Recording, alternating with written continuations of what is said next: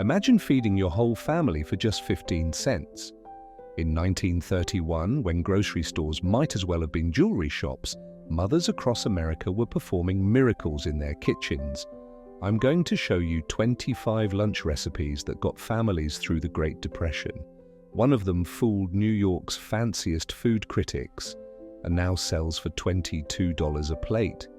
Let's start with a sandwich that changed everything. Bean and bacon bit sandwich recipe section. Bean and bacon bit sandwich, the meal that turned one slice of bacon into lunch for 8 kids. When bacon hit 15 cents a slice in 1932, Detroit mothers discovered something incredible. By crumbling that bacon paper thin and mixing it with mashed beans, they created what looked like a feast. The Detroit Free Press captured it perfectly. Cherry Street's miracle sandwich, one slice feeds 3 families. These clever cooks saved every drop of bacon grease using it to toast the bread. That smoky flavor fooled everyone into tasting bacon in every bite. The real magic? This 3-cent sandwich created a neighborhood sharing system. One slice passed between 3 homes, feeding 24 children. Today, Brooklyn's Heritage Cafe sells this exact recipe for $12, calling it artisanal bean spread with bacon crumb. But Grandma just called it survival. But if you think that's clever, wait until you hear about Mrs. O'Malley's cheese rind miracle. This next recipe fooled an entire school into thinking they were eating fancy French cuisine. Depression-era grilled cheese section. Depression-era grilled cheese, where Mrs. O'Malley's genius turned cheese rinds into gold. When cheese hit 40 cents a pound in 1932, she discovered something remarkable: those hard, unwanted rinds from the deli.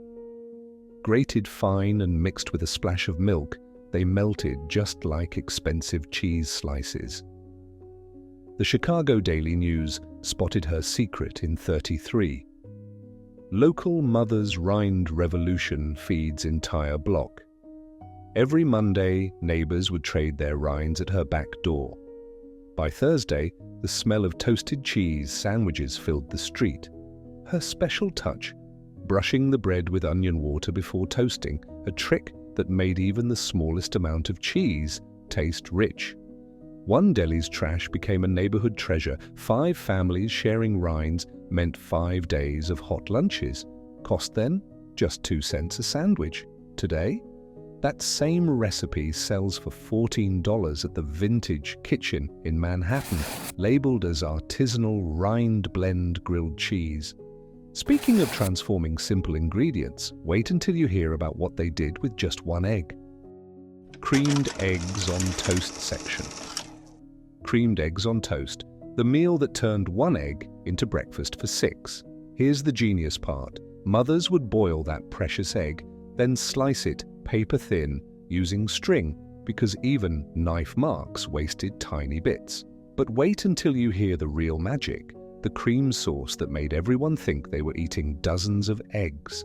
The Philadelphia Gazette captured the moment in 1932. Local mother's miracle sauce fools even restaurant owner. What was her secret? She'd save the water from boiling potato peels, mix it with a spoonful of flour, and create a sauce so rich people swore it was made with real cream. The white color perfectly matched the egg, making those few slices look like a plateful. One sharp-minded mother in Pittsburgh became known as the Egg Queen.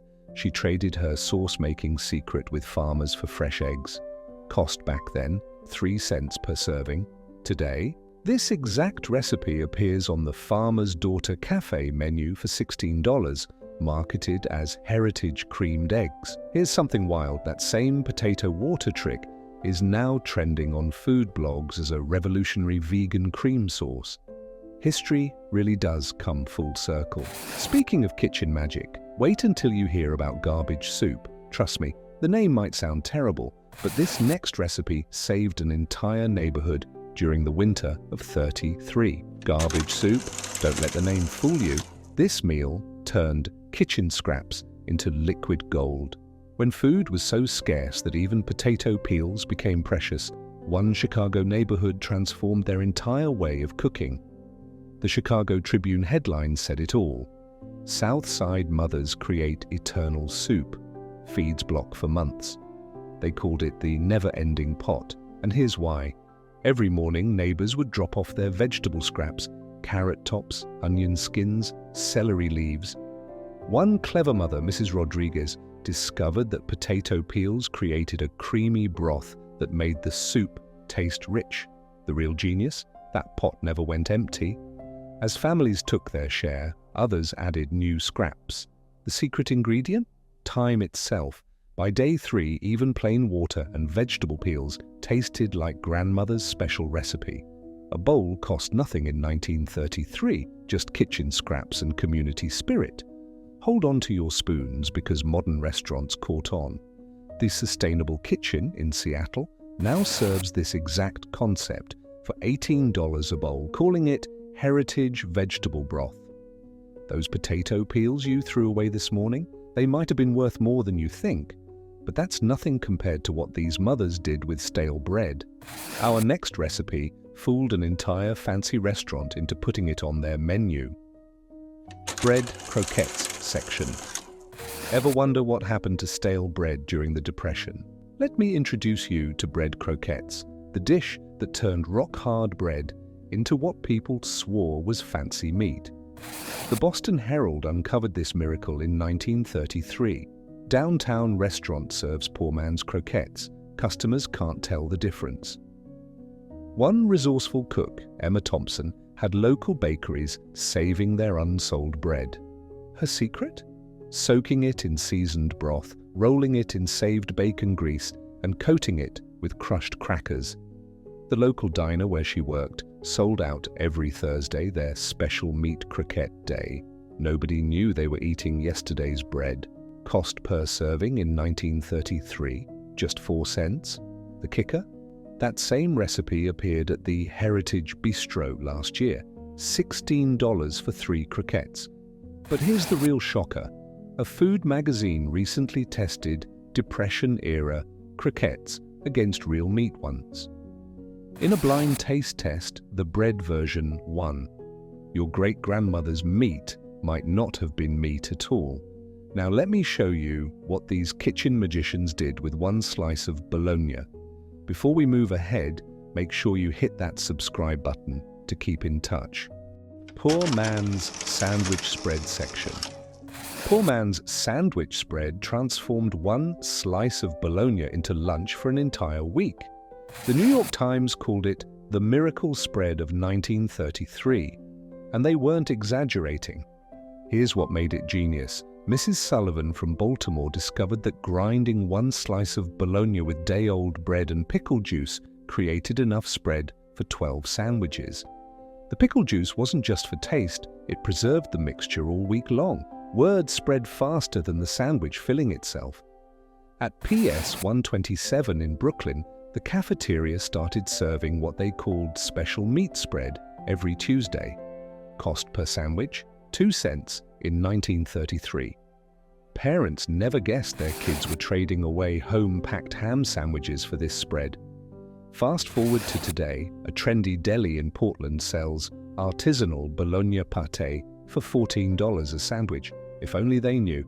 That old pickle jar in your fridge, it might be hiding a culinary masterpiece.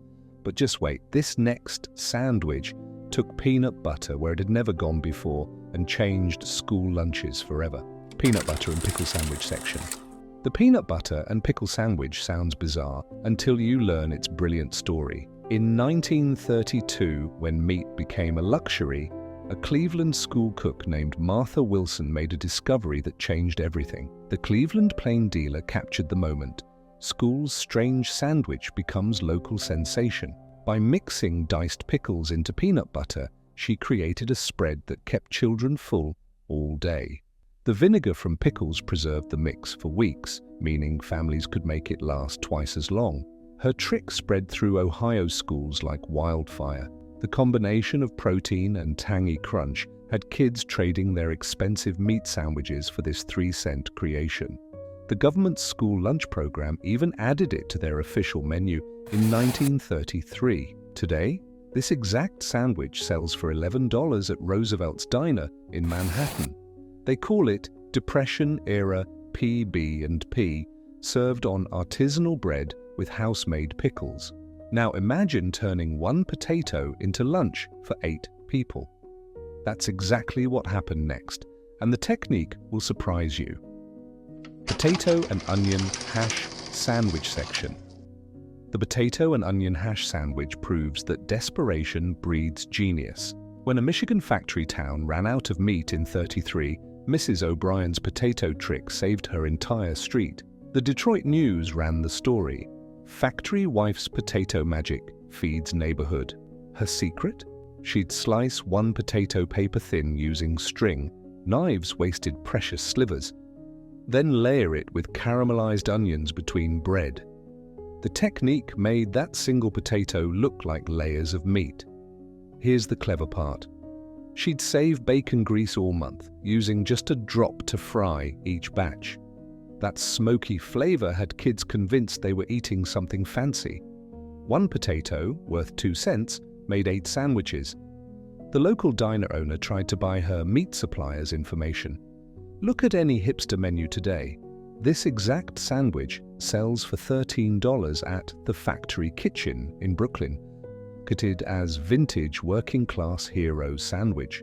Mock fish cakes. Mock fish cakes. The Friday dinner miracle that fooled an entire church congregation in 1933. During Lent, when fish prices doubled overnight, Sister Mary Catherine at St. Michael's Church stumbled upon something extraordinary. The Pittsburgh Catholic newsletter revealed parish's miracle fish feeds hundreds. Her secret? Boiled potatoes, mashed, with a tiny bit of canned sardine juice and crackers. That single can of sardines flavored enough potato cakes to feed 50 people, each one tasting like it was fresh from the sea. The parish saved every sardine can, trading them with local fishmongers for fish scraps. One can's juice, worth 5 cents, transformed into dozens of fish cakes. Even the bishop couldn't tell the difference.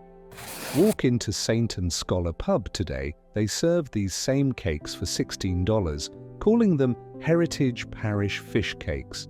If only they knew the real story, those potato peels you tossed. In 1933, they became the secret behind an incredible mock chicken salad that's about to blow your mind. Depression-era chicken salad. The recipe that fooled even a hotel's head chef in 1933.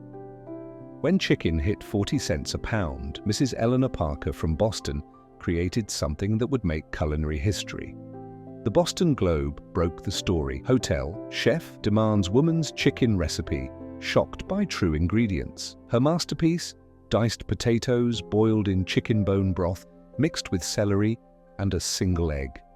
The texture matched real chicken so perfectly the Parker House Hotel tried to hire her.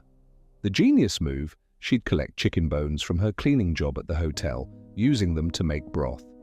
That single egg, mixed with mustard, created the exact color of chicken salad. Cost? 7 cents per serving compared to 50 cents for the real thing. Fast forward, the Heritage Lunch Counter in Manhattan serves this identical recipe for $18, marketing it as Depression-era chickenless salad. Think that's clever? You haven't seen anything yet. This next lentil creation had people swearing they were eating premium meatloaf. But if you like this one, do give a like to the video. Lentil meatloaf sandwich section. Lentil meatloaf sandwich, the dish that had butchers checking their inventory in 1933. At Smithfield Market in Chicago, customers kept asking about the premium meatloaf that didn't exist. The Chicago Daily News investigation found gold. Local Mother's Meatless Loaf Fools Market regulars. Mrs. Ruth Miller's secret? Lentils cooked in saved meat drippings mixed with oats and a splash of coffee. The coffee didn't just add color, it created that rich, meaty taste everyone craved. Her genius spread through bread lines. Women started collecting coffee grounds from diners, trading them for stale bread to make this miracle loaf. 5 cents worth of lentils fed 15 people, each believing they were eating premium meat. Walk into any vegan cafe today, this exact recipe sells for $16 a sandwich, advertised as vintage plant-based innovation. But the real magic happened when an Italian grandmother turned leftover tomatoes into something so incredible it started a neighborhood revolution. Tomato gravy sandwich section. Tomato gravy sandwich, where Italian grandmother Maria Russo turned garden tomatoes into a meal that had people lining up around her Brooklyn block in 1932. Little Italy's miracle sauce feeds hundreds ran the Brooklyn Daily Eagle. Her technique, slow cooking tomatoes with a single clove of garlic and day-old breadcrumbs until it thickened into what locals swore was meat sauce. The breadcrumbs weren't just filler, they created that rich, hearty texture everyone craved.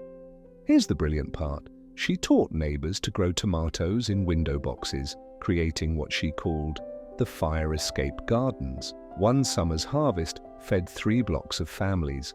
Cost per sandwich, just 2 cents, while meat sandwiches cost 25 cents. Now, that same recipe sells at Little Italy Heritage Cafe for $15, dubbed Nonna's Depression-era Pomodoro Sandwich. But hold on to your lunchboxes. Number 13 had everyone questioning what they knew about hot dogs. Hot dog and potato stew sandwich, where one hot dog turned into lunch for an entire block. In 1933, when hot dogs cost 5 cents each, almost half a day's wage, Mrs. Sarah Klein from the Bronx changed the game forever. Bronx mother's hot dog miracle splashed across the Herald Tribune. Her method: she'd slice that single hot dog, whisper thin using sewing thread, then simmer it with diced potatoes in saved onion water. The genius twist? She'd mash half the potatoes into the broth, creating a thick stew that made those tiny hot dog pieces look like a feast. The local butcher couldn't figure out why families bought just one hot dog each week. Soon, every tenement building had its own Hot Dog Thursday, one dog feeding 12 families, each paying less than a penny per serving. Today, a food truck in Chicago serves Depression dog stew sandwiches for $14 using artisanal franks and heritage potatoes. If they only knew.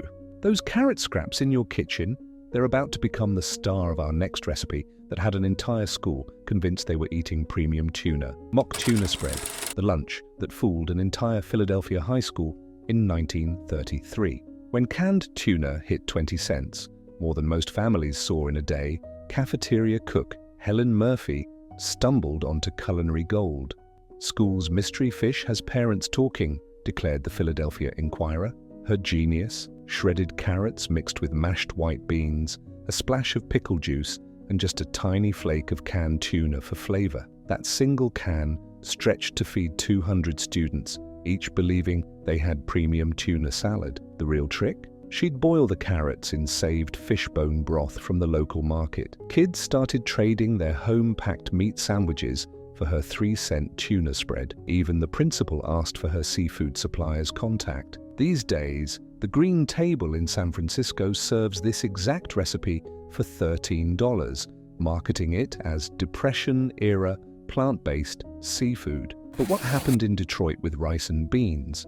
That's a story that changed factory lunches forever. Bean and rice cakes, the lunch that revolutionized Detroit's factory lines in 1933. When Ford Motor Company workers couldn't afford meat, Maria Gonzalez created something extraordinary. Factory workers' new miracle lunch. Detroit Free Press couldn't believe it. Her secret? She'd mash leftover beans with a handful of rice, adding saved bacon grease for that crucial meaty flavor. Shaped into patties and fried crisp, they looked just like expensive meat cakes.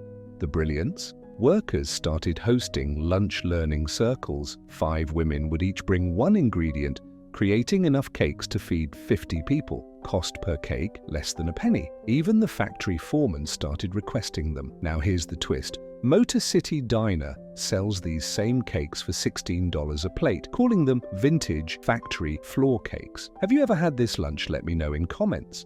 Next up, a simple onion transformed into something so incredible it fooled a visiting restaurant critic into writing a rave review. Onion Sandwich Deluxe. the meal that turned a single onion into what locals swore was roast beef. When meat prices doubled in 1932, Mrs. Catherine O'Reilly discovered something remarkable in her Chicago kitchen. Local Cook's Onion Magic Fools restaurant critic, Chicago Tribune, couldn't believe their taste test. Her technique? She'd slow cook paper-thin onion slices in saved beef drippings until they turned deep brown, then layer them on toasted bread, rubbed with a clove of garlic. The magic? That single onion made 6 sandwiches taste like they were stuffed with Sunday roast. The afternoon lunch crowd at Marshall Fields started trading their expensive deli sandwiches for these 2-cent masterpieces. One food critic wrote, "The mysterious beef sandwich from the employee cafeteria puts our restaurant's version to shame." Little did he know. Look at any trendy bistro menu today. The Downtown Social charges $17 for their caramelized heritage onion sandwich. Same recipe, different century, but number 17, nobody saw it coming. This next recipe changed the way an entire city thought about club sandwiches. Depression-era club sandwich, the 3-layer miracle that fooled New York's finest restaurant critics in 1933. At the height of the Depression, hotel housekeeper Anna Thompson created what the Times called the working woman's masterpiece. "Mystery Club Sandwich Takes Manhattan," screamed the headline. Here's the magic. Anna layered toast with mashed potato mayo, garden lettuce, and paper-thin sliced beets she dyed brown using coffee grounds. That color trick? It made those beets look exactly like expensive roast turkey. The sandwich became legend at the hotel where she cleaned rooms. Wealthy guests demanded to know which premium deli supplied their club sandwich. At 4 cents per serving, compared to $1 for the real thing, Anna's version kept entire families fed and fooled everyone. Here's the kicker. Today, that exact recipe sells for $22 at the Grand Central Bistro. They call it the 1933 Club. If those diners only knew, they're eating a housekeeper's clever survival recipe. Just wait until you hear about what happened when cornmeal met desperation. This next recipe had an entire factory workforce trading away their meat sandwiches. Cornmeal fritters, where 5 cents worth of cornmeal fed an entire factory shift. In 1932, at Pittsburgh's steel mill, Rosa Martinez turned basic cornmeal into what workers swore was fancy restaurant food. Mill workers trade meat for mystery fritters. Pittsburgh. Post-Gazette caught the story. Her secret? She'd mix cornmeal with water saved from boiled onions, adding a pinch of saved bacon grease. But here's the brilliant part. She'd drop tiny spoonfuls into hot oil, creating golden puffs that looked like expensive croquettes. The lunch trades at the mill got so intense, supervisors had to create Fritter Friday rules. Workers were literally trading away their meat sandwiches for Rosa's 1-cent fritters. Why? That onion water and touch of bacon made them taste like they'd been stuffed with meat. Now look at food trucks today. Steel City Street Food sells these same fritters for $12 a basket, calling them vintage mill workers' lunch. Mock meat sandwich spread, the recipe that had New York's finest delis scratching their heads in 1933. When Bologna hit 30 cents a pound, Sarah Goldstein's bean trick fooled even the pickiest delicatessen owners. Local woman's mystery meat has deli owners talking. Jewish. Daily Forward uncovered the truth. Her technique? She'd mash navy beans with a splash of beet juice for color, then add a tiny scraping of pastrami for flavor. The secret ingredient? Saved pickle brine that gave it that perfect deli tang. Here's what made it legendary. Katz's deli customers started requesting that special spread after workers brought it for lunch. One sandwich cost 2 cents to make, while regular meat sandwiches cost 25 cents. Women would line up at Sarah's kitchen door, trading bread for her recipe. Today, the Artisan Deli in Brooklyn sells this exact spread for $15 a sandwich, marketing it as Heritage Jewish Deli Spread. Next up, a carrot and raisin combination so clever it changed school lunches across America. Carrot and raisin sandwich, the lunch that transformed school cafeterias in 1933. Miss Ruth Henderson, a school cook in Kansas City, turned two simple ingredients into what children called sunshine bread. School's sweet secret ends lunch trading wars. Kansas City, Star revealed the story. Her magic. She'd grind carrots fine as sugar, mix them with a handful of raisins soaked in vanilla water, and spread it thin on bread. But here's the brilliant part. Those vanilla-soaked raisins made children think they were eating expensive fruit preserves. The impact? School attendance jumped on sunshine sandwich days. Parents couldn't understand why their kids refused expensive peanut butter sandwiches, begging for Miss Ruth's 3-cent creation instead. The National School Lunch Program even requested her recipe. Look at trendy cafes now. The Schoolhouse Eatery charges $13 for their vintage kitchen sandwich using the exact same recipe. But when a German grandmother started serving mock Reubens, something incredible happened at the neighborhood deli. Depression-era Reuben, where Mrs. Greta Schmidt turned cabbage into corned beef and fooled Milwaukee's biggest deli in 1933. They called it the Miracle on Mitchell Street. Local woman's secret sandwich stuns deli owner. Milwaukee Journal broke the story. Her technique? She'd slice cabbage paper thin, soak it in beet juice and pickling spices for 3 days, then grill it until it turned deep red. The magic happened when she layered it with homemade sauerkraut. Everyone swore they were eating expensive corned beef. The deli owner couldn't figure out why his corned beef sales dropped every Thursday until he caught his own wife sneaking Mrs. Schmidt's sandwiches. At 4 cents versus 50 cents for a real Reuben, housewives started lining up at Greta's back door. Today, Schmidt's Heritage Deli sells this same sandwich for $18, calling it Grandma Greta's Depression Reuben. But just wait, your leftover potatoes are about to become something so incredible it launched a nationwide sandwich revolution. Potato sandwich spread, the lunch that changed factory cafeterias forever. When meat prices soared in 1933, Mrs. Betty Wilson at Detroit's auto plant created something that made headlines. Factory workers refuse meat for mystery spread. Detroit. Free Press couldn't believe it. Her secret? She'd rice boiled potatoes until silky smooth, then mix them with a spoonful of mustard and saved bacon grease. The brilliant twist? She'd add a pinch of turmeric, making it look exactly like expensive egg salad.